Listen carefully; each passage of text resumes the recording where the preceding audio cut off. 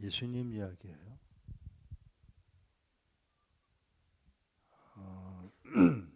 여기 오늘 여기 저를 처음 보시는 분 한번 손 들어보세요. 오케이, 감사합니다.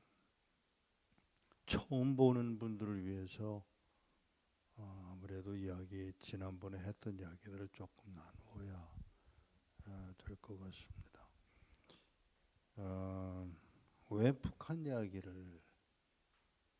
북한이냐 하는 문제를 생각을 하게 됩니다. 북한. 제가 북한에서 태어났기 때문에가 아니고, 저는 북한에서 태어났어요. 하지만 그게 중요하지 않습니다. 그거보다 더 중요한 것은 북한을 들어가기 위해서 오랜 동안 기도해 왔던 제가 당황했던 일이 있었어요. 그게 뭐냐 하면 그냥 북한, 그냥 영국, 그냥 미국 이렇게 생각하기가 쉽거든요. 그런데 제 귀로 분명히 들었던 음성이 있었어요.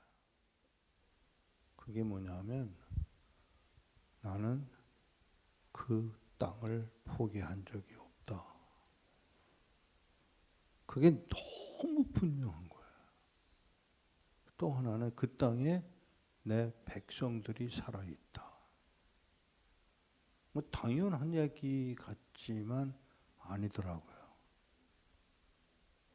하나님이 포기하지 않은 땅, 하나님이 포기하지 않은 나라, 하나님이 포기하지 않은 하나님의 백성들이 그 땅에 있다는 사실이 저로 하여금 나는 그냥 북한 그랬는데 하나님은 포기하지 않으셨다. 제가 심장이 나쁘거든요. 심장이 약해요.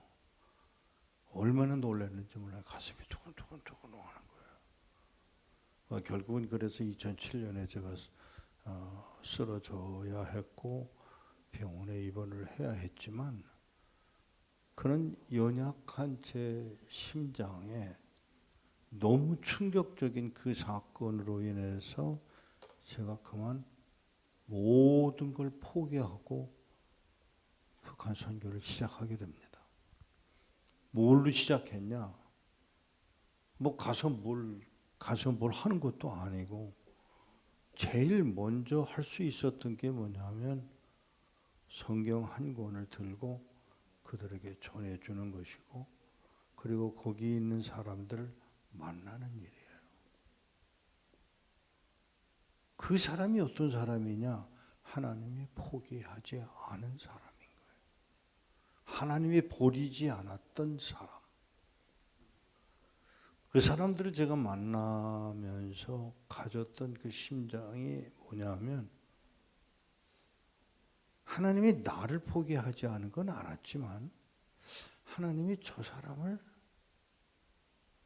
북한 땅, 버림받은 땅인 줄 알았는데 그 땅에 하나님이 포기하지 않은 하나님의 사람들이 숨겨져 있다는 사실이 저로 하여금 당황하게 만든 거예요. 아니요. 다르게 얘기할게요. 제가 북한에 간다 그러니까 많은 사람들이 미쳤어. 너 어려서 너무 몰라서 그래. 북한을 몰라서 그래. 공산주의자들이야. 안 돼. 그러는데 저는 마음이 끌려버린 거예요. 안 가면 안 되는 거예요. 제가 처음에 중국을 갔다 왔는데 또 가야 되겠다고 그러는 마음을 가지는데 제가 미국 사람들에게서 들었던 말이 있었어요. I left my heart in China. 중국에 내 심장을 놓고 왔다는 말을 제가 듣고 그게 무슨 소리야 그랬는데 정말 갔다 오니까 제 심장이 거기 있는 거예요. 안 가면 안 되는 거예요. 미쳐도 단단히 미쳤어요. 저 수입이 없었어요. 도와주는 사람이 아무도 없었어요. 여기 제 아내가 있지만 정말 어려운 과정을 겪었어요. 막말로 먹을 게 없었어요. 그런데 가야 되는 거예요. 그러니까 미친놈은 미친놈이에요. 아니 정말 돕는 사람도 있고 누가 또 이렇게 엔커리지도 해주고 그러는데 북한을 가겠다면 모르겠는데 다들 욕하고 안 된다고 그러고 나는 도와주는 사람이 아무도 없고 정말 경제적으로 어려운데 얼마나 어려웠냐면 신발이 다 떨어진 신발을 신고 우리 아이들이 학교를 다니는 걸 제 눈으로 똑똑히 본 사람이에요. 나중에 아는 얘기지만 아내가 11조를 3개월을 못했다고 하는 이야기를 제가 듣고 이건 아닌데 그러는 과정. 집에서 먹는 음식이 뭐냐? 그냥 비빔밥, 그냥 밥 볶아서 비벼서 먹는 게 다였대요. 아이들이 중학교를 다니는데 고등학교를 다니는데 그걸 제가 몰랐어요. 그 과정을 겪었던 것들을 제가 알면서도 가야 했던 이유가 뭐냐? 하나님이 포기하지 않은 저 땅에 나까지 포기해? 나는 그렇게는 못하겠더라고요. 그래서 들어가기 시작한 거예요. 그런데 놀라운 거는 거기 그곳에 하나님의 사람들이 살아있더라고요. 근데 모두 안 된다 그러는데 저는 거기 가 있는 거예요. 제가 7살 때 어머니에게서 이야기를 들었습니다. 7살. Little kid. 7살이 뭘 알아요? 그렇게 생각하잖아요. 아니더라고요. 그 엄마가 저에게 들려준 말. 너 북한에 가야 해. 7살짜리. 10년 동안 아무 말씀도 안 하셨던 엄마. 10년 후에 17살 때인데 엄마가 우리나라 여권 가지고 패스포트 가지고 북한 가겠니? 못 가죠. 라고 대답을 했어요. 사실 못 가죠 하는 대답을 왜 했냐면 기뻐서 안 가도 되니까. 그랬는데 엄마가 하는 말이 그러니까 못 가니까 미국 가. 미국 가서 미국 시민권 받으면 북한 갈 수 있어. 이게 1962년 얘기예요. Impossible story예요, 정말. 그런데 그때 무슨 일이 갑자기 벌어졌냐면 미국에서 6.25 때 5명의 어린 아이들이었던 아이들 중에 5명을 뽑아서 교환학생으로 미국으로 보내달라고 요청이 왔고 거기에 시험을 치러 갔는데 178명이 왔더라고요.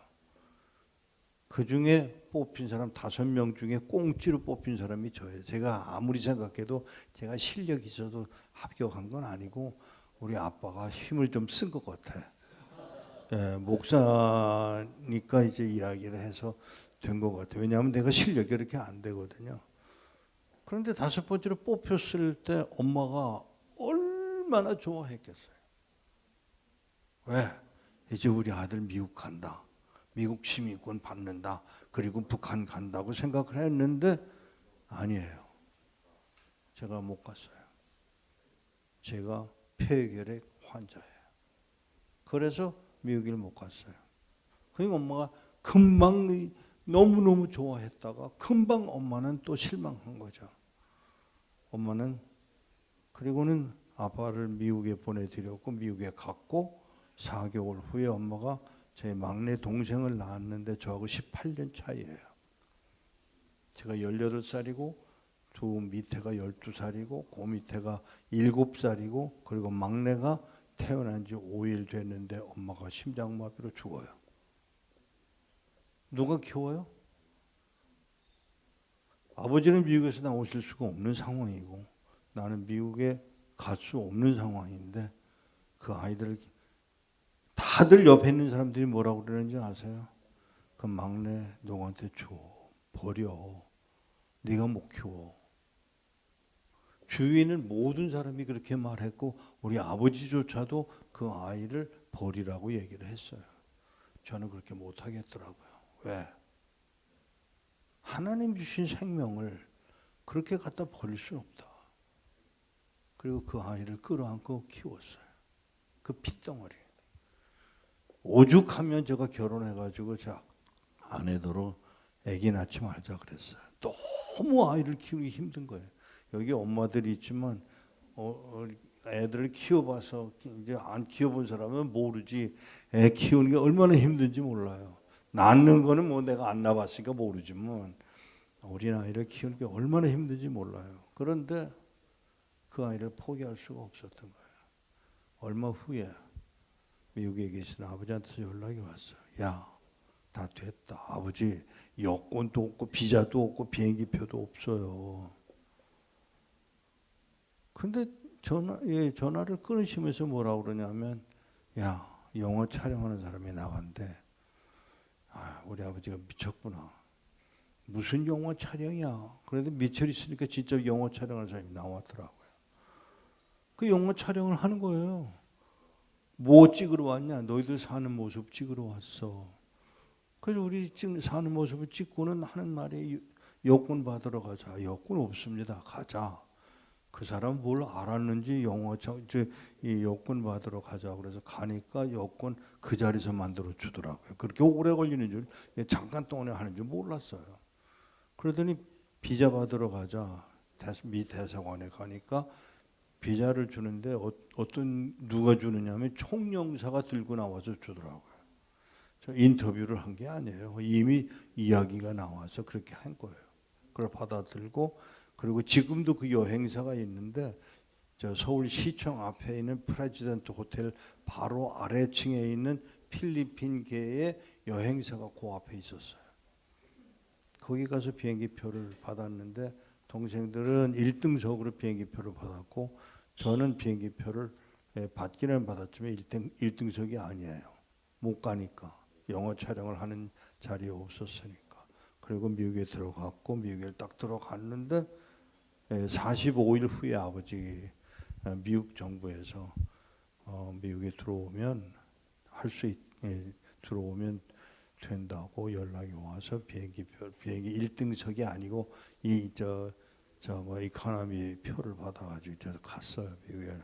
아버지를 만났어요. 아버지 보고 어떻게 해서 이 일이 일어났냐 그랬더니 아버지가 하시는 말씀이 하나님이 하셨어. 어휴, 목사들은 말을 꼭 그렇게 해.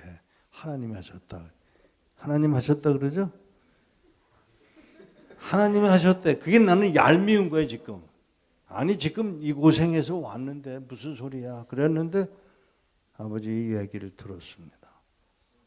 여기 아는 분들은 아는 얘기지만 존 F 케네디가 미국이 이민법을 바꿨고 이민법 바꾼 다음에 암살당하고 죽었고 죽은 다음에 동생 바비 케네디가 대통령 출마하겠다고 자기가 누구 동생이라는 걸 밝히기 위해서 다큐멘터리를 하나 만들어요. The Nation of Immigrant라는 다큐멘터리를 만드는데 그 다큐멘터리를 다 만들어서 주니까 하는 말이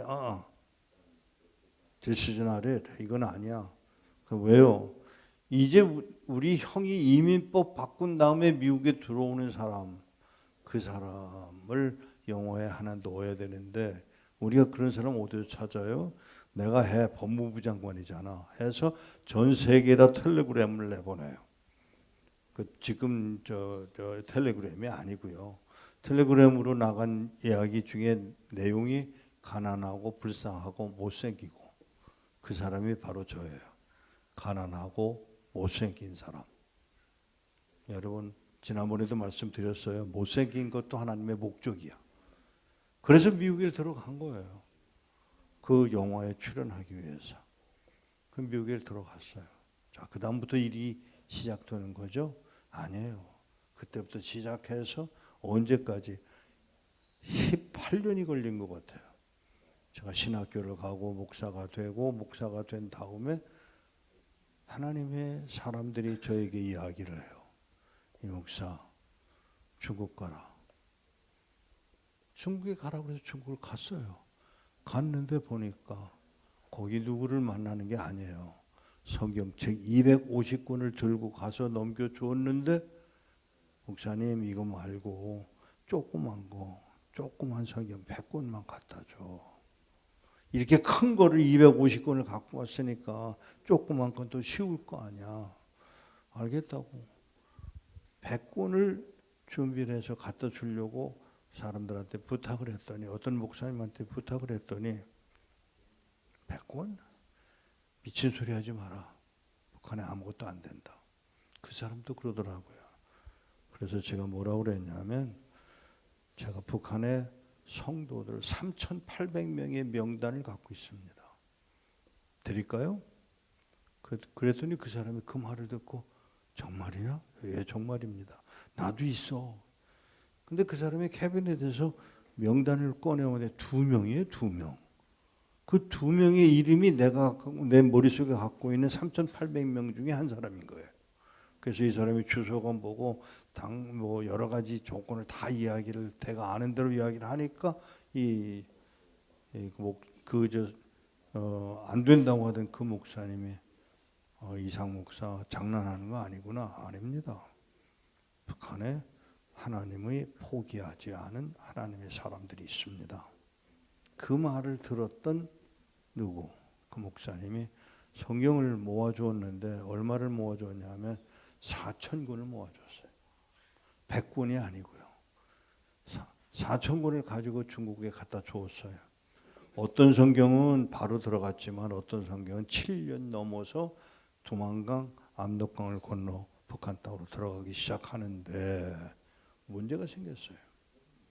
그 성경을 본 이제 북한 사람들이 이게 이해가 안 됩니다. 오늘 여러분 읽은 성경이에요. 이 내용을 이해를 할 수가 없습니다. 그 무슨 말이냐? 똑같은 한글 아니냐? 아니요. 한글은 한글인데 내용은 다릅니다. 고쳐주세요. 뭘로 무슨 소리냐? 북한 말로 고쳐주세요. 그래서 시작한 성경을 북한 말로 번역을 시작했습니다. 이 성경이에요. It took 22 years. Translate from Hebrew, translate from Greek. 헬라어하고 히브리어 성경을 번역을 해서 북한 말로 번역을 해서 북한에서 받아든 북한의 성도들이 그걸 받아들고 땅바닥에 무릎 꿇고 앉아서 울더라고요. 고맙다고, 이해가 된다고. 그게 제가 하는 일이에요. 오늘 제가 여러분들에게 나누고 싶은 이야기가 뭐냐면, 그런 이야기들로 끝나고 싶은 이야기가 아니에요. 다른 얘기예요. 오늘 제가 여러분 노숙자들을 위해서 우리 백길도 형제가 소리 지르는 거 가서 봤어요. 저를 그냥 넘어가지 않고 거기를 데려가 준 목사님 참 고맙게 생각합니다. 미국에 처음에 들어갔는데 저한테 짧은 영어를 하는 저에게 노숙자들을 위해서 가서 좀 간증을 해달라고 요청을 받았습니다. 7, 80명이 모였는데 전부 다 누구냐면 판사, 검사, 의사, 변호사 출신들만 모인 노숙자들이에요. 7, 80명. 여기 분노가 올라오더라고요. 죄송합니다. 그대로 말할게요. 이 새끼들 검사, 판사, 변호사, 의사, 마누라들한테, 아내들한테 쫓겨나서 길거리에 나가서 살던 노숙자들이에요. 근데 제가 그 분노를 가지고 그냥 넘어가지 않고 뭐라고 터뜨렸느냐 하면, 너희들은 차라리 여기 있지 말고 나가서 영어로 하나님 말씀을 전할 수 있는 변호사가 선교사가 됐으면 얼마나 좋았겠냐. 이게 뭐냐, 이제 노숙자가 하고 소리 질렀어요. 외국에서 온 짧은 영어로 하는 녀석이 아주 새파랗게 젊은 놈이 와서 소리 고래고래 지르니까 이 사람들이 멍하니 앉아 있는 거예요. 제가 군대를 갔다가 제대하고 군대 끝나고 난 다음에 또다시 저에게 요청이 와서 그 노숙자들 모임에 가보라고 갔어요. 7, 80명 모였던 사람 중에 60명이 없어졌어요. 그리고 다른 사람들로 채워졌더라고요. 그 60명이 어디로 갔는지 아세요? 우리 백길도 형제 잘 들으세요. 그 60명이 어디로 갔는지 아세요? 이 60명이 모두 선교사가 돼서 나가버렸더라고요. 제가 한 말 한마디에.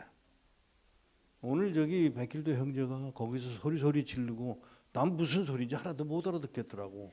근데 아니 나는 머리만 잘 자르는 줄 알았더니 아니 그 큰 음성. 여러분 그냥 넘어가지 마세요. 거기서 오늘 여러분들이 섬기는 모습을 보고 제가 얼마나 감동을 받았는지 몰라요. 잘 들으세요. 그냥 넘어가는 일이 아닙니다. 제가 했던 말 한마디를 통해서 60명의 선교사가 나갔다는 말은 그들이 야 이건 내가 선교사 될 수 있는 자리인데 여기서 밥이나 얻어먹고 있어? 이게 그분들을 분노하게 만든 거예요. 제 분노가 그들에게 트위스트가 돼서 분노로 그들이 선교사로 만들어서 보내신 분이 하나님이신지를 저는 분명히 믿습니다. 제가 또 노숙자들을 일본에서 가서 무슨 공원이죠? 그 아노베 무슨 공원에 한 400명이 모인 그 노숙자들에게 뭘 도와주는 일들을 하는데 제가 거기서 설교를 해달라고 그래서 설교를 했어요. 이상한 일이죠. 그 설교를 끝나고 얼마 후에 또 가서 와달라고 그래서 또 가고 몇 번을 갔는데 제 설교를 들은 사람들 중에 목사가 돼서 이제는 그 노숙자들을 돕고 있는 목사가 돼 있더라고요. 저는 분명히 믿습니다.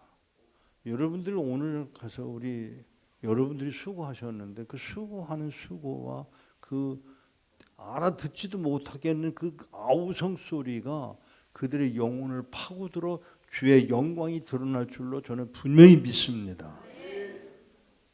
여러분들이 하고 있는 그 섬김이 그냥 섬김이 아니라고 하는 사실을 아셔야 돼요. 그냥 어쩌자고 한 게 아니에요. 자, 성경으로 돌아갑시다. 요한복음 13장에 기록된 말씀이 지금 우리 주님이 마지막 만찬을 하는 자리예요. 우리는 성찬식 할 때 조그만 거 부스레기 하나 하고 조그만 잔에다가 포도주 마시잖아요. 예수님이 그때 하셨던 최후의 만찬은 그런 식의 음식이 아니에요. 식사를 이스라엘 백성들이 정말 그대로 하는 것, 그대로 하는 자리일 뿐이에요. 아셔야 할 것은 6월절 만찬이기 때문에 음식은 무지하게 좋았을 거라고요. 그 자리에 예수님이 겉옷을 벗으시고, 잘 들으세요. 누가 벗겨주지 않았어요. 예수님 스스로가 그 옷을 벗으셨어요. 그리고 여러분 남자들이 사용하는 팬티가 언제 만들어졌는지 아세요? 아세요? 17세기에 만들어졌습니다. 그러면 이 이야기를 잘 들으셔야 돼요. 17세기에 만들어졌다면 그전에는 뭐 입었을까요? 팬티가 없었어요. 예수님이 지금 거기에 헝겊 하나를 가져다가 수건을 가져다가 허리에 차신다고요. 그걸 왜 차셨는지 아세요? 벌거벗으셨어요. 노예예요 지금. 노예의 자리로 내려간 것입니다. 노예의 자리로 예수님이 내려가셨다는 사실을 아셔야 돼요. 자, 조금 설명을 할게요. 그 당시에 예루살렘은 오물투성이의 길거리예요. 여기 런던은 정말 깨끗하대. 공원들이 많고 예루살렘은 그렇지가 않았어요. 오물투성입니다. 게다가 맨발로 다니잖아요. 그런데 지금 식사하려고 6월절 식사를 하려고 모여 앉았다고요. 12명이에요. 자, 12명 중에 누가 들어가 있죠? 가룟 유다가 들어가 있어요. 그걸 가룟 유다의 발까지 씻기시는 예수님이시지만 첫째 옷을 벗으셨고요.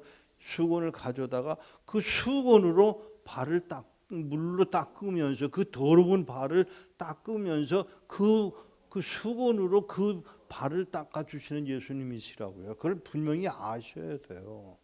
자, 당시의 노예라고 하는 것은 두 종류입니다. 유대인 노예가 있고요. 이방인 노예들이 있어요. 그 노예를 그때 뭐라고 부르는 영어로 우리 슬레이브라고 그러잖아요. 왜 슬레이브라고 쓰는지 아세요? 슬레이브 민족이잖아요. 그들이 와서 노예가 됐기 때문에 슬레이브라는 단어가 거기서 나온 거예요. 자, 그런데 그 사람들은 100문화, 지금 이거 달러로 따지면 100달러라고 얘기합시다. 100달러에 팔리지만 유대인은 그렇게 안 돼요. 5달러밖에 안 줘요. 왜? 유대인이기 때문에 6년밖에 못 데리고 살아. 그리고 여자아이가 12살 미만이면 첩으로 들어가는 자리인 거예요. 그런데 지금 예수님은 누구냐? 영원히 노예의 자리로 가시는 거예요. 다시 말씀드려요. 스스로 벗으셨어요. 스스로 수건을 두르셨어요. 스스로 무릎을 꿇으세요. 스스로 제자들에게 오물투성이의 그 발바닥을 닦으시는 예수. 그 한 분의 모습이 오늘 저는 노숙자들을 향해서 가서 수고하는 여러분들을 보고 저게 바로 섬김의 자리구나. 이거 달라고 그러고 저거 달라고 그러고 커피를 달라고 그러고 얻어먹는 주제에 또 커피를 또 티 이거를 분간을 해서 달라고 그러는 거를 아무 소리 않고 웃으면서 주고 있는 여러분들의 모습을 제가 보고 또 찬양하는 모습을 보고 야, 세상에 많은 사람들이 복을 받았지만 그 복을 누리는 분들이 바로 여러분들이구나 생각을 하니까 제 마음에 너무 복받은 여러분들을 칭찬하고 싶어서 자리에 섰습니다. 정말 하나님 하실 거예요. 근데 주님이 뭐라고 그러시죠? 서로 섬기라고. 왜? 잘 들으세요. 바로 그 전에 무슨 이야기 있었죠? 제자들이 누가 크냐? 누가 이 중에서 크냐? 베드로냐, 요한이냐, 야고보냐 이러고 서로 싸우고 있는 그런 상황 바로 직후에 있었던 주님이 지금 제자들의 발을 씻기시고 계시는 자리까지 가셨다면 그 한 사람의 모습, 그 예수의 그 모습을 우리에게 닮아가도 이 사실은 제가 오늘 이 말씀을 택한 이유가 사순절이잖아요, 지금. 그래서 특별히 이 말씀을 요한복음 13장을 제가 택한 것입니다. 다른 성경은 최후의 만찬에 관한 내용을 마태복음도 누가복음도 또 해봐야 다 합해야 25절밖에 안 돼요. 그런데 요한만은 155절을 동원을 해서 13장에서 요한복음 13장에서 17장까지 그 상황을 설명을 하는데 주로 예수님의 이야기예요. 그리고 3절 동안 딱 질문을 한 것밖에는 제자들이 질문한 것밖에 없는데 그 중에 빼놓을 수 없는 게 제자들의 발을 씻기는 장면이고 가룟 유다가 나가는 장면을 유일하게 기록한 것이 요한복음에 있다고 하는 사실입니다. 자, 정리를 합니다. 그렇게 닮아가는 주님의 모습을 닮아가는 주의 사람들이 이 땅에 있는 한 하나님은 이 땅을 포기하지 않으실 줄로 믿습니다. 저는 여러분들이 처음에 제가 지난번에 왔을 때 그 전에는 제가 영국에 와서도 다른 의미로 왔었기 때문에 그랬지만 지난번에 와서 여러분들을 보고 무슨 생각을 했냐면 여러분들 때문에 저는 LCC를 뭘로 봤냐면 이게 무슨 항공사 이름이야. 아니 LCC가 뭐지? 아무리 생각해도 LCC가 뭔지를 모르겠는 거예요.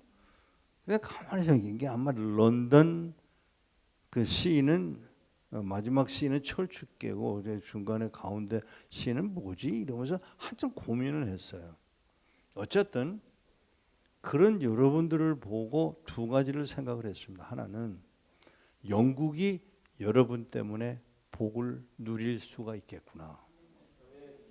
왜요? 한 사람의 발걸음이 중요해요. 그 한 사람 때문에 나라가 변하고 민족이 변하는 것을 저는 역사를 통해서 누누이 보아왔습니다. 두 번째, 여러분들로 인하여 한국 땅이 복을 누리겠구나. 이제 오늘 오기 전에 우리 목사님이 어제 얼핏 저보고 이야기를 꺼내시더라고요. 여러분을 여기 와 있는 여러분들 바로 20년 후, 지금부터 20년 후면은 이 자매는 뭘 할까? 20년 후면 아기가 커서 낳을 아기가 커서 학교에 보냈거나 뭐 그렇게 되겠죠. 그죠? 아니요.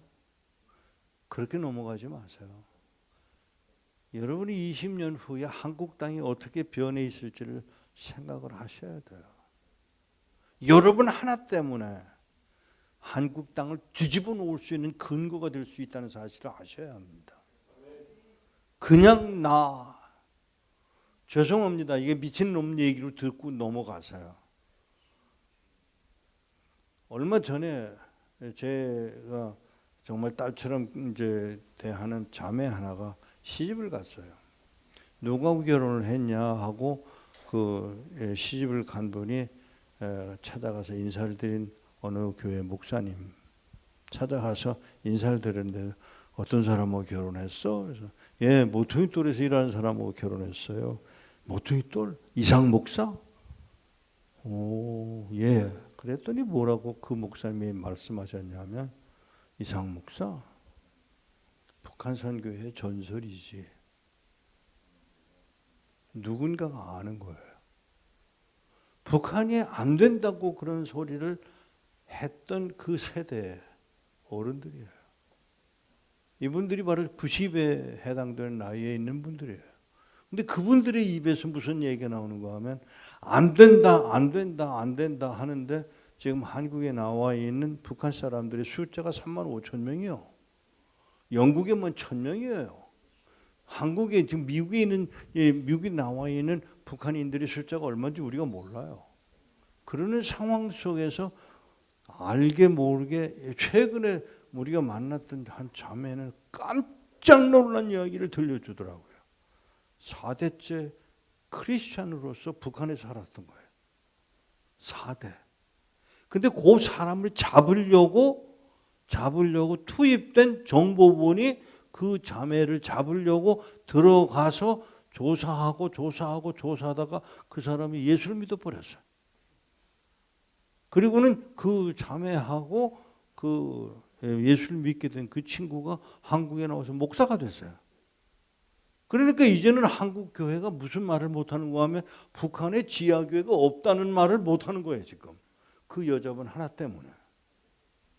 근데 이날이 오니까 제가 무슨 생각을 변명을 다 하나님이 해주시는구나 그러구나. 안 된다고 그러는데 나는 분명히 보았고 그들을 만났고 만난 그분들을 통해서 얻어낸 게 뭐냐. 아니요. 물론 솔직히 얘기할게요. 저를 통해서 복음이 전하세요. 저는 천국에서 예수님을 만나고 우리 주님과 만나고 있는 동안에 내가 할 이야기가 있어요. 이상 목사 기억해 주십시오. 46명이 죽으면서 죽어가면서 들려준 이야기가 바로 이 이야기예요. 사람들은 안 된다고 하는데 한국 땅에 뭐 어쩌고 저쩌고 말이 많은 상황이잖아요. 요즘 뭐 뉴스 보면 참 답답하게 짝이 없잖아요. 아니요. 하나님은 한국 땅을 포기하지 않으실 것입니다. 특별히 누구 때문에? 여러분 여기 와 있는 여러분들 때문에라도 한국은 포기되지 않을 것을 저는 분명히 믿습니다. 보세요. 이번 주일 지나서 제가 저기를 가요. 웨일즈를 가요. 지난번에도 갔었어요. 웨일즈에서 그분들 만나고 설교도 아니에요. 그냥 나눔이에요. 그냥 share with them. 그냥 나눴어요. 웨일즈 사람들 제 이야기를 듣고 눈물을 흘려 우는 사람들을 제가 봤어요. 놀라지 마십시오. 거기 웨일즈에서 파송된 누구? 토마스 목사가 어쩌자고 그 배가 셜먼호가 한강으로 들어와야 되는데 그때는 레이더가 없었던 때 아니에요. 레이더가 없으니까 이 배가 잘못해가지고 선장이 잘못해가지고 대동강으로 들어갔다고요. 대동강으로 들어가서 그게 하나님의 섭리인지를 누가 알았겠느냐고요. 대동강으로 들어갔어요. 그리고는 배에서 내렸어요. 그리고 그가 가지고 있던 성경책 몇 권을 던져주는데 어떤 아이는 집어가지고 야 이거 위험해 하니까 강바닥 대동강에다 버렸고 또 한 아이도 또 그랬고 근데 또 한 아이는 위험하다 그러니까 위험하다면 쓸만하겠다. 그걸 가지고 가서 자기 삼촌한테 가는데 그 삼촌이 뭘 하고 있었냐면 집을 막 지어놓고는 뭐가 필요했냐면 월페퍼가 필요했던 거예요. 월페퍼가 필요한데 이 중국에서 온 중국어 성경이 너무 질이 좋아. 이거 쓸만하겠다. 뜯어가지고 전부 다 천정하고 벽에다 붙여버렸잖아요. 그런데 이 성경이 그냥 성경인데 이 사람은 누워서 보면 거기 회개하라 천국에 가까웠느니라가 뭐 자기 눈에 띌 게 뭐냐고요. 그가 그 자리를 하나님의 교회로 예배드리도록 내놓습니다. 그게 토마스 선교사의 역사예요. 그런데 더 놀라운 사실을 제가 아는 것은 그 아버지 토마스 목사의 아버지 토마스 목사가 아들이 가서 순교를 당했는데 여전히 16년 동안 웨일즈에서 목회를 했다는 사실이에요. 아들이 순교를 했는데 여전히 복음을 전하고 있는 사람 그 아버지. 제가 그 강단에 올라서서 보고요. 제 마음이 떨리더라고요. 나는 이 희생을 각오했었나는 생각을 해봤어요. 사랑하는 여러분, 한 사람 지금 하나님이 한 사람을 찾습니다. 어떤 한 사람? 나라와 민족이 아니라 더 나아가 하나님의 나라를 근거로 한 가슴에 품에 안고 울 수 있는 한 사람이 여기에 있다면, 여러분 중에 있다면 한국은, 영국은 소망이 있음을 저는 분명히 믿습니다. 그 일을 위해서 이 목사를 왜 여기다 보냈냐고. 우리 이 목사님 여기 와서 보면 까불기도 하고 뭐 이러고 아까도 춤추려고 그런 걸 보고 아이고 내가 철이 없나. 목사들 그러면 안 돼. 한국에서는. 그런데 이 세대가 여러분의 세대가 그걸 용납할 뿐만 아니라 다른 세대로 넘어가는 그 책임을 가진 사람들이 바로 여러분들이에요. 여러분들이 이제 어떤 일을 할 것이냐를 아셔야 돼요. 여러분 주어진 자리를 지키세요. 하나님이 원하시는 자리, 찬양하는 자리, 예배하는 자리, 헌신하는 자리, 하나님의 뜻대로라면 모든 걸 포기할 수 있는 그 자리에 가서 그 일을 감당하노라면 주께서 여러분들을 복으로 세우실 것을 믿습니다. 7살짜리가 뭘 아느냐고요? 아니요. 그렇게 말하지 마세요. 저 7살짜리였어요. 저 좀 더 웃기는 얘기 할까요? 제가 18살 때 우리 엄마가 뭐라고 그러시냐면 오늘 간증해라. 그래서 간증을 엄마의 말을 듣고 억지로 간증을 해놓고는 아무래도 야단을 맞을 것 같아서 제가 뭐라고 그랬냐면 아이고 엄마한테 야단 맞겠구나 하고 딴소리를 했어요. 엄마 웬 여자아이가 와서 앉았대? 간증을 하고 그랬더니 간증은 제대로 안 하고 여자가 와 있는 건 봤구나. 그 여자가 바로 저 여자예요. 결혼해 18살짜리 보고 결혼하라고 그래서 결혼한 사람이 저 여자예요. 근데 그 과정을 통해서 하나님의 일을 이루어 가신다는 사실을 잊지 마세요. 왜? 사실은 우리가 조금 특별히 한국인들은 연약한 부분이 뭐냐면 자기 자신에 대한 그 강렬한 하나님의 부르심에 대한 그 복을 누리지를 않아요. 유교적인 사고 때문에 그렇게 돼버렸지만 아닙니다. 하나님이 여러분들을 향한 철저한 준비와 계획이 있어서 여러분을 여러분답게 만들어 가시려는 그 뜻을 여러분들이 알고, 아, 내가 그냥 버려진 인간이 아니로구나 하는 것을 알고 감당한. 여러분 죄송합니다. 여기 분명히 12명 중에 한 놈만 빼놓고요, 11명이 10명이지 11명은 요한은 자연사를 했으니까, 순교를 안 했으니까 빼놓고요, 10명이 철저히 순교자의 자리를 가잖아요. 한 사람의 모습. 여기 우리 이성부 목사님이 여기 오셔서 여러분들을 가르치고, 어제 제가 참 복된 말 한마디를 들어. 조용태 목사님이 청년들이 LCC 교회, LCC 여행사가 아니고 LCC 교회에 모여드는 이유가 뭐냐, 한 가지. 이성보 목사님의 영적 때문에 라는 말을 조용태 목사님이 하시는 걸 듣고 제가 마음에 크게 위로를 받았어요. 사랑하는 여러분, 그 영역을 자녀들에게와 여러분들에게 주어질 때 여러분들이 누리시게 되기를 축복합니다. 왜요? 다음 오는 세대가 여러분들을 필요로 합니다. 그냥 살아가는 사람들 말고요, 하나님의 뜻이라면 생명을 걸겠다는 각오를 할 수 있는 사람들이 여러분들 중에서 나온다면 영국도 복이 있고 한국도 복이 있는, 아니요, 조금 더 나갈게요, 하나님 나라. 그 하나님 나라를 이 지구상에서 이루어가는 그 책임을 감당하는 동안 주의 뜻이 이루어질 것을 분명히 믿습니다. 스스로 벗으셨어요. 노예의 자리로 내려가는 그 예수의 모습을 닮아, 그 모습을 닮아 주의 뜻을 이루어가는 동안 주의 나라가 여러분 삶 속에서, 가정에서, 학교에서 또는 민족 가운데서 일어날 줄로 믿기에 감히 이 말을 전합니다. 내가 너희의 주와 선생으로서 너희 발을 씻어 주었으니 너희도 서로 발을 씻어 주어야 한다. 내가 너희에게 행한 것 같이 너희도 행하게 하려고 내가 너희에게 본을 보였다고 말씀하시는 주님의 음성을 여러분의 것으로 받아 영광으로 드러나지기를 축복합니다.